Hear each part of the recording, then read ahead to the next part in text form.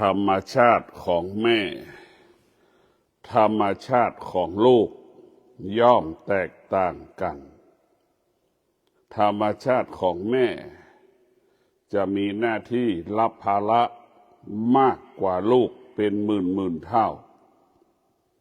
ธรรมชาติของลูกรับภาระหน้าที่อันน้อยนิดของแม่เพราะฉะนั้นธรรมชาติของผู้ที่มีธรรมะธรรมชาติของผู้ที่ไม่มีธรรมะก็ย่อมแตกต่างกันฉะนั้นท่านทั้งหลายธรรมชาติของธรรมะกับธรรมชาติของธรรมชาติก็ย่อมแตกต่างกันผู้ที่ฝึกจิตกับผู้ที่ไม่ได้ฝึกจิตก็ย่อมแตกต่างกันธรรมะจึงมีภาระหน้าที่ดั่งแม่รับผิดชอบทุกอย่างของลูกลูกก็เปรียบเสมือนคนที่อยู่ในโลกธรรมะก็เปรียบเสมือนแม่ทุกคนรับผิดชอบลูกทุกคนธรรมชาติของจิตที่ได้รับการฝึกฝนกับธรรมชาติของจิตที่ไม่ได้รับการฝึกฝนย่อมแตกต่างกันเรามาพิจารณาดูว่าธรรมชาติของแม่นั้นมีความอดทนเป็นเลิศพ่อแม่จะมีสติเป็นเลิศจะมีวิริยะภาคเพียรเป็นเลิศนี่คือธรรมชาติของแม่จะมีระเบียบวินัยเป็นเลิศเป็นผู้ที่ใช้ความอดทนตลอดกาลเวลาใช้วิริยะภาคเพียรตลอดเวลาธรรมชาติของแม่ส่วนธรรมชาติของลูกนั้นขาดความอดทนขาดวิริยะภาคเพียรมีเหตุมีผลให้กับแม่ตลอดเวลาธรรมชาติของแม่จะเป็นผู้ที่มีวิริยะภาคเพียรในการเลี้ยงลูกอบรมสั่งสอนลูกแม่ใช้วิริยะภาคเพียรให้โอกาสลูกที่หลงทางหลงผิดให้โอกาสลูกทุกลมหายใจตรงกันข้ามกับลูกไม่ให้โอกาสแม่ลูกเป็นผู้ไม่ให้โอกาสแม่ไม่มีสตางค์ก็จะบังคับแม่สำแดงอาการกับแม่ลูกเป็นผู้ที่ไม่ได้ฝึกจิตลูกก็เปรียบเสมือนผู้ที่ไม่ได้ฝึกจิตลูกเปรียบเสมือนผู้ที่ไม่ขาดความอดทนไม่มีความอดทนเป็นผู้ที่ขาดวิริยะภาคเพียรไม่มีวิริยะภาคเพียรพอแม่ไม่ตอบสนองเช่นไม่มีสตางค์ให้ดังที่เราต้องการลูกก็จะสำแดงอาการเกิดอาการอันนี้แหละท่านทั้งหลายธรรมชาติของลูกธรรมชาติของแม่นั้นมีธรรมะในตัวมันเองโดยอัตโนมัติเช่นมีสติอยู่ในตัวของแม่ทุกคนแม่ทุกคนจึงมีความอดทนแม่ทุกคนจึงมีวิริยะภาคเพียรในการดำเนินชีวิตในการอบรมลูกเลี้ยงลูกแม่จึงประสบความสำเร็จในการเลี้ยงลูกแม่จึงประสบความสำเร็จในการเลี้ยงลูกอบรมลูกตลอดเวลาท่านทั้งหลายตรงข้ามกับลูกนั้นขาดความอดทนขาดวิริยะภาคเพียรมีเหตุมีผลให้กับแม่ลูกจึงไม่ประสบความสำเร็จในการเลี้ยงแม่จะเป็นผู้สร้างความสุขให้กับลูกตรงข้ามกับลูก จะทำลายความสุขของแม่ลูกเป็นผู้ที่สร้างสรรค์แม่เป็นผู้ที่สร้างสรรค์ชีวิตลูกตรงกันข้ามลูกเป็นผู้เบียดเบียนชีวิตแม่ทำลายชีวิตแม่ทำลายความสุขของแม่สร้างความทุกข์ให้กับแม่ตลอดเวลาเพราะฉะนั้นพวกเราทั้งหลายแม่เปรียบเสมือนธรรมะลูกเปรียบเสมือนธรรมชาติธรรมชาติเป็นผู้เบียดเบียนธรรมะเป็นผู้สร้างสรรค์ธรรมะเป็นผู้แก้ไขธรรมชาติเป็นผู้ที่สร้างปัญหาต่างๆเกิดขึ้นตลอดเวลาบุคคลที่มีสติจึงฝึกฝนจิตให้จิตรู้ธรรมชาติหรือให้เข้าใจเรื่องธรรมชาติธรรมชาติของจิตมันไม่ได้ฝึกมันก็เหมือนงัวเหมือนควายเหมือนหมูเหมือนหมาเหมือนเป็ดเหมือนไก่เหมือนสัตว์แต่สภาพมนุษย์สภาพของคนก็จะรู้ดังสภาพของคนงัวควายช้างม้าเกิดมามันก็จะรู้ดังสภาพของมันที่มันรู้สภาพจิตเดิมของมนุษย์และสัตว์มันก็เป็นสภาพเดิมเหมือนเดิมสัตว์ก็เป็นสภาพดังสัตว์ดังหมามันก็จะรู้ดังหมางัวก็รู้ดังงัวช้างก็รู้ดังช้างคนแต่ละคนก็จะรู้แบบนั้นแหละรู้ตามสภาพความเป็นจริงของสังคมประเพณีวัฒนธรรมนั้นๆเพราะฉะนั้นพวกเราทั้งหลายสัตว์ก็ดีคนก็ดีเมื่อเกิดมาแล้วได้รับการฝึกฝนจิตได้การรับอบรมจิตสัตว์ก็จะเป็นสัตว์แสนรู้คนก็จะเป็นคนแสนรู้เป็นผู้รู้เป็นจิตของผู้รู้เหมือนสัตว์เช่นช้างเป็นช้างแสนรู้เมื่อช้างได้รับการฝึกช้างได้รับการฝึกช้างก็จะเป็นช้างแสนรู้สั่งนั่งได้สั่งนอนได้เดินได้เตะฟุตบอลได้กำกับกำหนดควบคุมสั่งทุกอย่างได้หมดเหมือนสุนัขดมยาบ้าสุนัขที่ได้ฝึกแล้วก็จะรู้ว่าในกล่องนี้มียาบ้าในกล่องนี้มีระเบิดใต้ซากตึกที่ถล่มนี้มีคนอยู่นี่แหละจิตสภาวะจิตของหมามันก็แสดงอาการเพราะหมามันถูกฝึกให้ดมยาบ้าถูกฝึกให้ดมระเบิดถูกฝึกให้ดมกลิ่นคนที่ตึกถล่มในซากตึกมีคนตายอยู่ไม่มีคนตายนี่แหละให้ฝึกเพราะฉะนั้นพวกเราทั้งหลายธรรมชาติของจิตที่ฝึกกับธรรมชาติจิตที่ไม่ได้ฝึกย่อมแตกต่างกันจิตที่ฝึกแล้วว่าเป็นจิตผู้รู้จิตที่ไม่ได้ฝึกเป็นจิตของผู้ไม่รู้ผู้ไม่รู้ก็ตกอยู่ใต้อำนาจอวิชชาผู้รู้ก็อยู่ในอำนาจของวิชาอวิชชากับวิชานั้นก็ย่อมแตกต่างกัน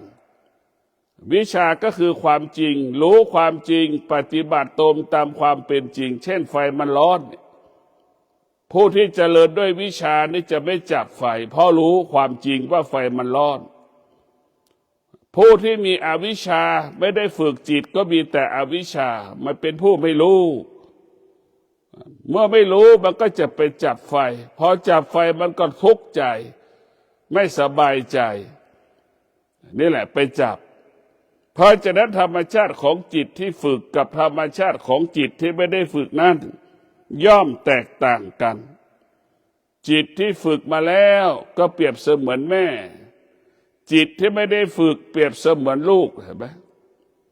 จิตที่ฝึกแล้วเปรียบเสมือนงัวควายที่เอาไปไถนาจิตที่ไม่ได้ฝึกเหมือนงัวควายที่อยู่ในป่ามันย่อมแตกต่างกันเพราะฉะนั้นพวกเราต้องฝึกจิตเมื่อเราไม่ได้ฝึกจิตเราก็จะเป็นจิตของผู้ไม่รู้เมื่อเราฝึกจิตเราจะเป็นจิตของผู้รู้เราจะไม่ตกอยู่ใต้อำนาจความคิดของตนเองความคิดของบุคคลอื่น เราจะไม่ตกอยู่ใต้อำนาจอารมณ์ความรู้สึกของตนเองอารมณ์ความรู้สึกบุคคลอื่นจิตที่มันฝึกมันก็จะอยู่เหนือสิ่งที่เรารู้มันจะไม่ตอบสนองสิ่งที่เรารู้มันก็รู้ว่าสิ่งที่เรารู้มันไม่เที่ยงมันจะรู้แบบนี้รู้อย่างนี้รู้ตามความเป็นจริงจิตที่ฝึกฝนจะเป็นจิตของผู้รู้จะไม่ใช้ความคิดจิตผู้รู้จะไม่ใช้ความคิดใช้สมาธิจะทำอะไรก็ใช้สมาธิเอาสมาธิมากำกับเอามาควบคุมเพราะนั้นสมาธิเป็นอาหารของจิตเมื่อสมาธิเกิดจิตมันก็งดงามจิตมันก็จะงดงามสมาธิเป็นอาหารของจิตเมื่อจิตมันได้กินความสงบแล้วจิตนั้นจะมีพลังส่วนศีลนั้นเป็นอาหารของกายศีลนั้นเป็นอาหารของกายถ้ากายได้กินศีลศีลมีกายกายประกอบไปด้วยศีลกายก็จะมั่นคงกายก็จะงดงามเห็นไหมส่วนสมาธิก็จะเป็นความสงบก็เป็นอาหารของสมาธิเพราะฉะนั้นพวกเราทั้งหลายเราเอาสติมาฝึกฝนจิตเอาสติมาควบคุมจิตเหมือนด่างควานช้างควบคุมช้างด่างจ็อกกี้ควบคุมม้าด่างคนเลี้ยงช้างควบคุมช้างด่างคนเลี้ยงม้าควบคุมม้าด่างเด็กเลี้ยงแกะก็สามารถควบคุมแกะได้จิตเราก็เปรียบเสมือนแกะสติเราก็เปรียบเสมือนคนเลี้ยงแกะเมื่อคนเลี้ยงแกะมีสติในการเลี้ยงแกะแกะก็ไม่ถูกหมาป่ากินฉันใดผู้ที่ฝึกฝนจิตเราก็ไม่ตกอยู่ใต้อำนาจความโลภความโกรธความหลงแต่จิตเราก็ไม่ตกอยู่ใต้อำนาจกิเลสตัณหาราคะมันก็เป็นเช่นนี้สติควบคุมจิตเพราะฉะนั้นพวกเราทั้งหลายหากเราขาดสติเมื่อเราขาดสติเราก็จะถูกอำนาจความโลภความโกรธความหลงความอยาก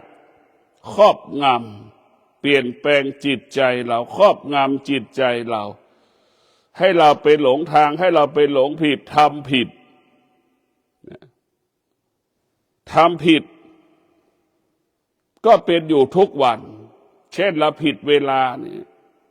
เราผิดเวลาทุกวันมันก็คุ้นเคยกับสิ่งที่ผิดปกติทุกวันจนถึงที่สุดแล้วก็คุ้นเคยกับสิ่งที่มันผิดปกตินั่นคือสิ่งที่น่ากลัวเช่นเราตื่นสายมันก็จะคุ้นเคยกับการตื่นสายทุกวันเพราะเมื่อเราขาดสติ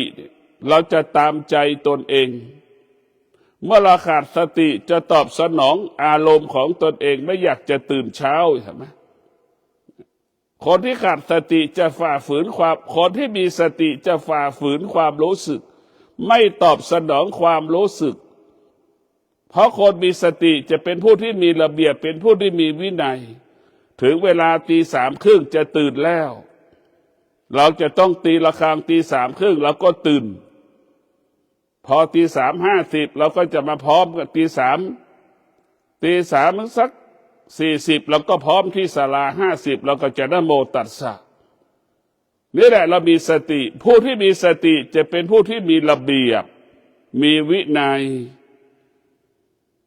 มีสติไม่ตอบสนองความรู้สึกของตนผู้ที่มีสติจะทำลายความรู้สึกจะทำลายความรู้สึกอันเป็นกิเลสจะทำลายความรู้สึกสิ่งที่เป็นกิเลสทั้งหมดทั้งสิ้น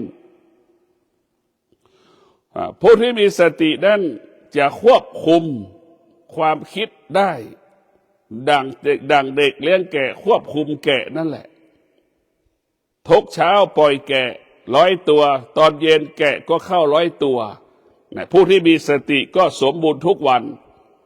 นะมีสติก็ฝึกฝนทุกวันเห็นไหม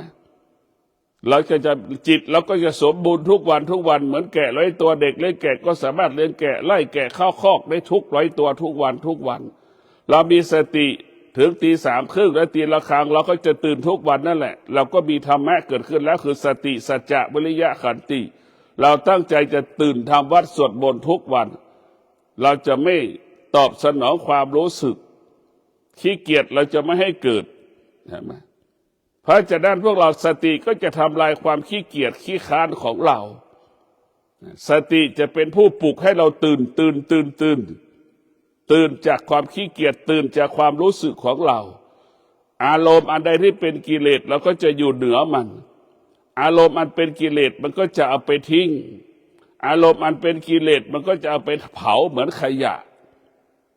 อันไหนที่ควรเผาก็เผาอันไหนที่ควรฝังมันก็ฝังอันไหนที่ควรห่อมันก็จะห่อนั่นแหละคือผู้ที่มีสติก็จะเก็บอารมณ์ทำลายอารมณ์ความรู้สึกของตนเองเราก็จะเก็บอารมณ์ของเราก็เหมือนเสื้อผ้าที่เราเก็บนั่นแหละเครื่องอุปโภคบริโภคในการดำเนินชีวิตในห้องครัวในห้องนอนเราเนี่ยเราก็จะเก็บมันเป็นอย่างนั้นแหละให้มันเป็นระเบียบเก็บอารมณ์ผู้ที่มีสติก็จะเก็บอารมณ์จัดระเบียบอารมณ์เหมือนเราจัดระเบียบห้องนอนเหมือนเราจัดวัสดุคฤภัณฑ์ที่อยู่ในบ้านนั่นแหละมันจะเป็นเช่นนั้นแหละอารมณ์ของเราก็เหมือนวัสดุคฤภัณฑ์ต่างๆเครื่องอุปโภคบริโภคต่างๆเราจะต้องจัดระเบียบมันแบบนั้นให้มันเกิดความงดงามถ้าเราขาดสติเราก็จะเป็นผู้ไม่มีระเบียบเหมือนขยะเห็นไหมกองอยู่บนเริ่มอะไรก็ไปมั่วกันหมดอะไรก็ไปทิ้งกันหมดอารมณ์สารพัดอารมณ์ก็อยู่ในคนที่ขาดสติคนที่ขาดสติมันก็ออกจากสิ่งที่มืดไม่ได้จมอยู่ในสิ่งที่มืดจนหมดลมหายใจในท่านทั้งหลายเราเอาสติมาควบคุมจิตให้จิตของเราจิตผู้รู้จิตของผู้รู้ก็จะอยู่เหนือไหนเหนือสิ่งที่เรารู้ทั้งสิ้นอะไรรู้ก็คือตารู้อะไรรู้ก็คือจะหูมันรู้อะไรรู้จมูกมันรู้อะไรรู้กะลิ้นมันรู้อะไรรู้กายมันรู้จิตมันรู้เราจะอยู่เหนือกายอยู่เหนือจิตที่จิตมันสัมผัสเราจะอยู่เหนือกายอยู่เหนือจิตที่จิตมันสัมผัสทุกวันเราจะต้องมีสติควบคุมจิตให้จิตอยู่เหนือความรู้สึกทางกายทางจิตเราจะต้องอยู่เหนืออารมณ์ความรู้สึกที่มันเกิดขึ้นทางกายทางจิตที่มันสัมผัสที่มันกระทบเรามีสติย่อยไปเรื่อยๆละเอียดเราจะรู้อารมณ์ของเราผู้ที่มีสตินี่สำคัญที่สุดโดยเฉพาะแม่มีสติก็จะเลี้ยงลูกอบรมลูกก็จะเป็นลูกของผู้รู้แม่ที่ขาดสติก็จะได้ลูกที่ไม่ดีลูกนั้นจะเป็นลูกที่เกเรลูกไม่ทำตามพ่อแม่ลูกก็เป็นผู้ที่ไม่รู้พอไม่รู้ก็นำความเดือดร้อนให้แม่นำความเสียหายให้กับแม่นำปัญหาให้กับแม่มาทุกวันเป็นประจำวันเป็นประจำเดือนประจำปีนี่แหละท่านทั้งหลายแม่ก็เปรียบเสมือนพระพุทธเจ้าลูกก็เปรียบเสมือนผู้ฟังธรรมพระพุทธเจ้าถ้าแม่มีสติแม่จะต้องอดทนแม่มีวิริยะภาคเพียรแม่จะฝึกลูก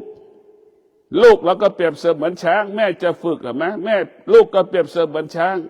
แม่ก็เปรียบเสมือนควานช้างฝึกช้างให้เป็นช้างแสนรู้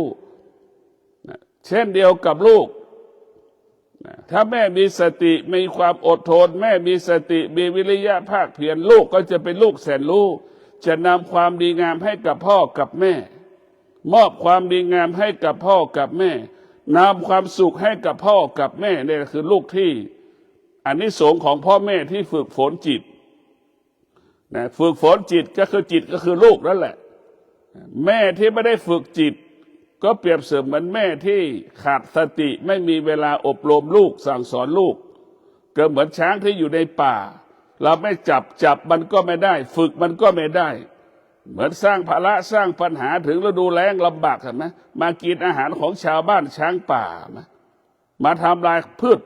การเกษตรของชาวบ้านลูกที่ไม่ได้ฝึกจิตจะเป็นจิตที่ไม่รู้เหมือนช้างป่า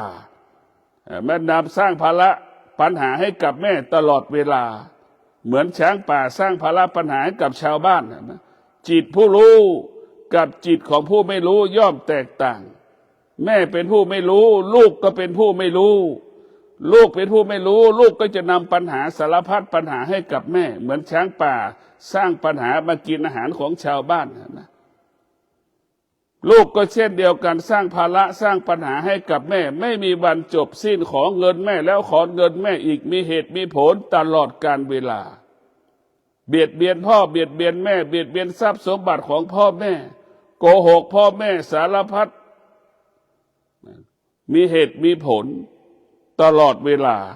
เพราะฉะนั้นพวกเราทั้งหลายการฝึกฝนจิตนั้นเป็นสิ่งจำเป็นเป็นสิ่งสำคัญที่สุดเราจำเป็นต้องมาฝึกให้อะไรฝึกหยุดความรู้สึก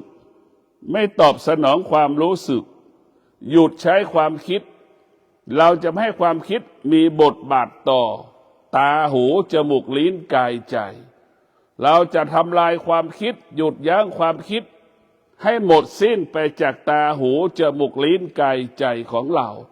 ความคิดก็คือเจ้าปรุงแต่งเหมือนศิลปินเอาผู้กันไปแต้มสีนั่นแหละคือเจ้าความคิดแต้มเอาผู้กันไปจุ่มสี7 สีก็วาดออกมาเป็นสีต่างๆเป็นรูปต่างๆไอ้คนวาดรู้เองรู้เป้าหมายรู้วัตถุประสงค์ในการวาดรู้เฉพาะคนวาดแต่ไอ้คนไปดูนั้นไม่รู้คนไปดูคือไม่ได้ฝึกเพราะฉะนั้นการฝึกก็เป็นสิ่งสำคัญเราต้องรู้เรื่องธรรมชาติให้มากที่สุดธรรมชาติของกายเราจะต้องฝึกกายไม่ได้ฝึกกายเราก็เหมือนงัวเหมือนช้างถ้าช้างไม่ได้ฝึกเราไปขึ้นมันไม่ได้มันจะแสดงอาการต่อต้านแสดงอาการจะทำลายเราเห็นไหมเราไปขึ้นคอช้างเราไปขึ้นม้ามันก็จะเกิดอาการแสดงอาการไม่ให้มันไม่ให้เรานั่งขี่หลังม้าไม่ให้เราให้ขี่คอช้างเห็นไหมเพราะฉะนั้นกายของเรา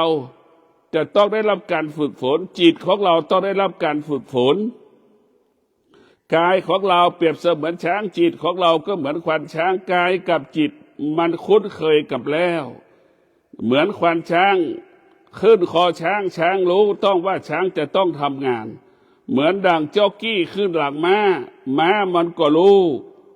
ว่าม้าจะต้องทำงาน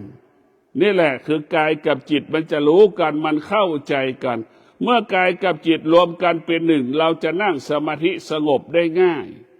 เรานั่งสมาธิเราจะรู้สึกได้ว่ามีความสุขกับการนั่งสมาธิตรงกันข้ามกายกับจิตไม่เป็นเอกภาพมันนั่งสมาธิมันก็เกิดอาการจะหลับตามันยังรู้สึกไม่พอใจที่จะหลับตามันฟุ้งซ่านมันเกิดอาการมันแสดงอาการตลอดเวลานะกายก็ส่วนหนึ่งจิตก็ส่วนหนึ่งแต่พวกเราทั้งหลายส่วนกายนั้นก็เป็นส่วนที่ยากที่จะควบคุมนะกายนั้นยากที่จะควบคุมเพราะกายต้องอาศัยจิตกายต้องอาศัยจิตจิตต้องอาศัยธรรมะเห็นไหมอย่างที่เราปวดเนี่ยเราหยุดความเจ็บปวดของกายไม่ได้ถ้าจิตนั้นไม่ได้รับการฝึกฝนจิตนั้นจะไม่สามารถควบคุมกายได้แต่จิตนั้นต้องได้รับการฝึกฝนจากธรรมะจิตมีสติรู้จิตฟุ้งซ่านเราก็รู้ว่าความฟุ้งซ่านมันจะเอาความอดทนไปควบคุมความฟุ้งซ่านหรือเอาสติไปควบคุมการฟุ้งซ่านนั่งดูมันเฉยๆก็เดี๋ยวมันก็หายไปความฟุ้งซ่านเปรียบเสมือนกลิ่นที่มันเหม็นเนี่ยเช่นเราเข้าห้องน้ำก็เหม็นอึของตัวเองแหละ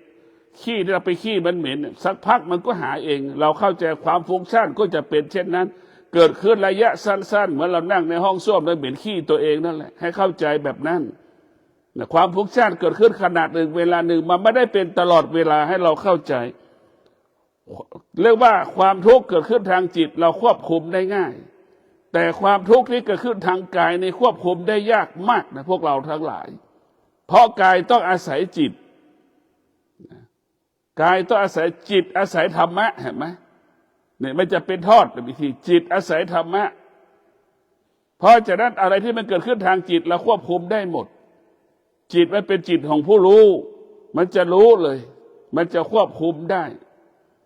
เพราะฉะนั้นพวกเราทั้งหลายต้องมีสติฝึกฝนจิตอะไรคือจิตก็ตาของเราก็เป็นส่วนหนึ่งของจิตหูก็เป็นส่วนหนึ่งของจิตให้เราเข้าใจว่าตาก็เป็นส่วนหนึ่งของจิตหูก็เป็นส่วนหนึ่งของจิตจมูกก็เป็นส่วนหนึ่งของจิตลิ้นก็เป็นส่วนหนึ่งของจิตกายก็เป็นส่วนหนึ่งของจิตจิตทั้งกายทั้งจิตตาหูจมูกลิ้นกายใจรวมกันเรียกว่าเป็นจิตมันต้องอาศัยกันต้องพึ่งพากัน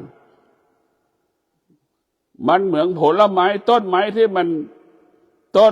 นออกดอกออกผลนั่นแหละเหมือนอายตนะจะต้องอาศัยตั้งแต่ราก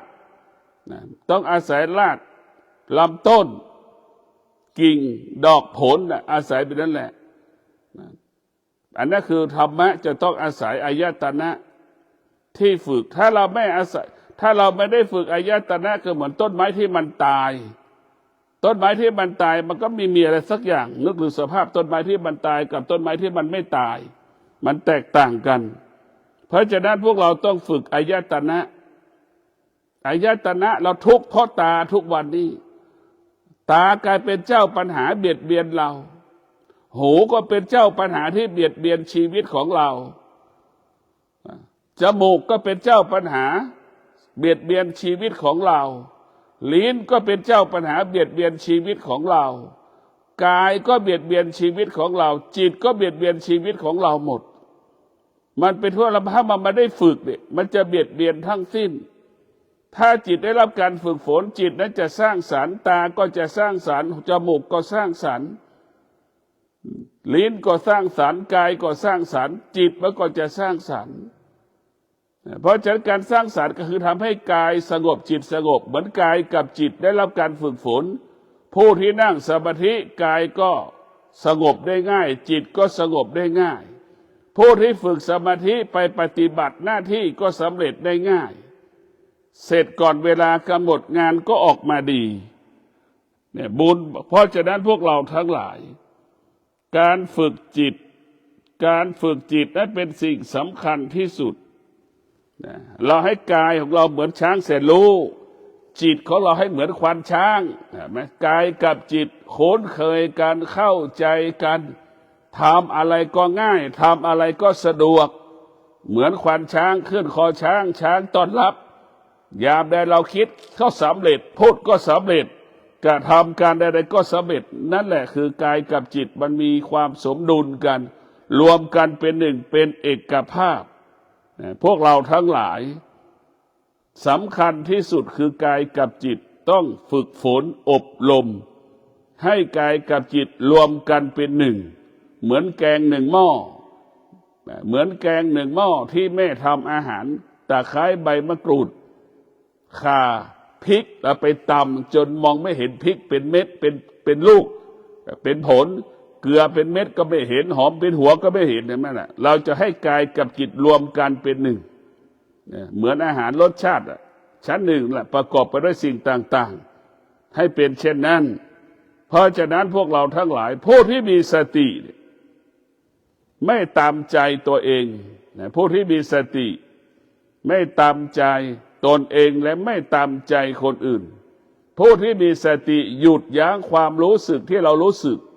ไม่ตอบสนองความรู้สึกของตนเองและบุคคลอื่นในสติที่เรามีสติอยู่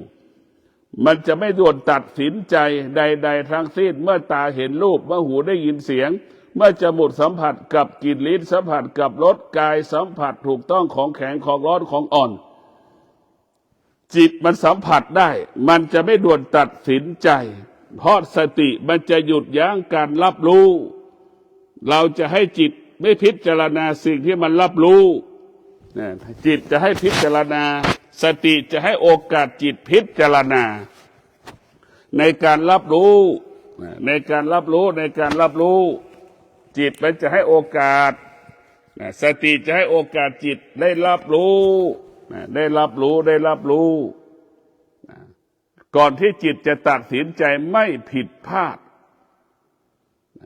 พวกเราทั้งหลายเราใช้ความคิดชีวิตเราจึงผิดพลาดไม่มีวันจบสิ้นเช่นเราเดินจงกรมเนี่ยไหมขวาย่างกลายเป็นซ้ายย่างก็ผิดพลาดเรากำหนดยกมันก็เอาไปยกขึ้นแล้วมันก็กลายเป็นย่างเห็นไหมเนี่ยมันผิดพลาดหมด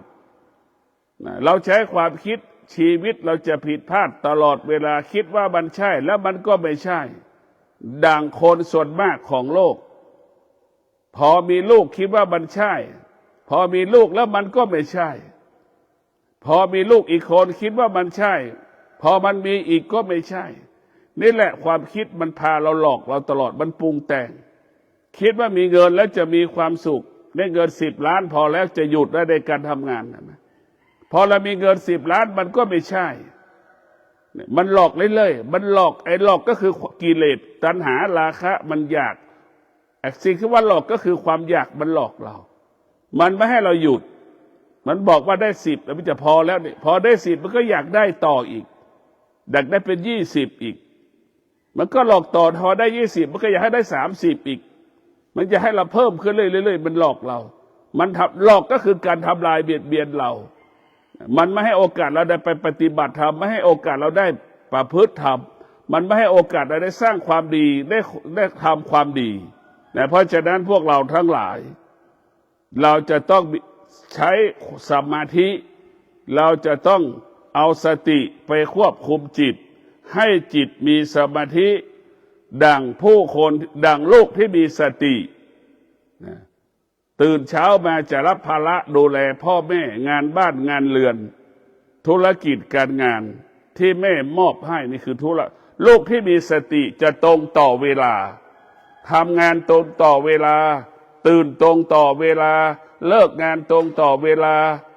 เรียกว่าตรงต่อเวลาทุกๆเรื่องทุกๆอย่างลูกที่มีสติตรงกันข้ามลูกที่ขาดสตินอนก็ไม่ตรงเวลาตื่นก็ไม่ตรงเวลาทำงานก็ไม่ตรงเวลาเนี่ยลูกที่มีแต่ความคิดสติขาดสติก็เป็นเรื่องของความคิดถ้ามีสติก็เป็นเรื่องของธรรมะนะพวกเราทั้งหลายก็ส่วนมากลูกก็ส่วนหนึ่งของลูกก็ส่วนหนึ่ง50%ขาดสตินอนก็ไม่ตรงเวลากินก็ไม่ตรงเวลาทำงานก็ไม่ตรงเวลาจึงซึ่งสร้างความอึดอัดให้กับพ่อกับแม่นี่แหละลูกที่ขาดสติลูกที่ไม่ได้ฝึกฝนจิตตามใจตัวเองตลอดส่วนลูกที่ฝึกจิตจะมีสติรู้จักรับผิดชอบบทบาทหน้าที่ที่แม่มอบเช่นตื่นแต่เช้าตื่นก่อนพ่อก่อนแม่ตื่นเสร็จก็เอาข้าวไปใส่ในที่หุงข้าวเสียบข้าวและหม้อเตาข้าวทำความสะอาดเก็บกวาดล้างถ้วยหุงอาหารทำอาหารให้พ่อแม่ได้กินตื่นเช้ามามีการน้ำร้อนก็มีร้อนแล้วถึงเวลาแม่ก็ชงกาแฟแม่กินกาแฟเสร็จแล้วก็ถ้วยไปล้างนี่แหละลูกที่มีสติจะทำหน้าที่การเป็นลูกจ้างลูกที่มีสติทำหน้าที่การเป็นลูกจ้างอะไรที่เป็นหน้าที่ของลูกจ้างลูกจะทำหมดทั้งสิ้นถ้าลูกคนไหนเป็นลูกจ้างแม่จะมีความสุขลูกที่มีสติก็จะเปลี่ยนแปลงพ่อแม่ยกฐานะพ่อแม่ให้เป็นนายจ้างลูกที่มีสติจะยกฐานะพ่อแม่ให้เป็นนายจ้างจะต้องทำงานทุกอย่างแทนแม่ใช่ไหมไม่ต้องให้แม่ทำงานเหมือนลูกจ้างทำงานแทนแม่ลูกจ้างจะต้องตื่นก่อนแม่ใช่ไหมลูกจ้างจะต้องรับผิดชอบทุกอย่างงานในบ้านเช่นเดียวกันลูกที่มีสติก็จะให้เป็นลูกจ้างของแม่ลูกที่มีสติจะให้แม่เป็นนายจ้างนี่แหละคือลูกถ้าแม่คนไหนได้ลูกเป็นลูกจ้างแม่จะมีความสุขความสุขอะไรลูกทำได้ทุกอย่างลูกที่ขาดสติลูกที่ไม่มีสติเห็นไหมเป็นนายจ้างของแม่แม่กลายเป็นลูกจ้างของลูกลูกที่ขาดสติลูกส่วนมากแบบนี้เกิด 80%ลูกทุกคนเป็นนายจ้างของแม่แม่ทำทุกอย่างให้กับลูกเห็นไหมบางครั้งลูกโตอายุ20-30แม่ยังซักเสื้อผ้าให้กับลูกเลย ซักกางเกงในให้ลูกอยู่นี่โอ้ยตายนี่ลูกขาดสติลูกที่ขาดสติก็เบียดเบียนพ่อแม่เปลี่ยนแปลงฐานะพ่อแม่ให้เป็นพ่อแม่ให้เปลี่ยนแปลงฐานะพ่อแม่ให้พ่อแม่เป็นลูกจ้างลูกกลายเป็นนายจ้างของแม่แม่กลายเป็นลูกจ้างของลูกยังมีจำนวนมาก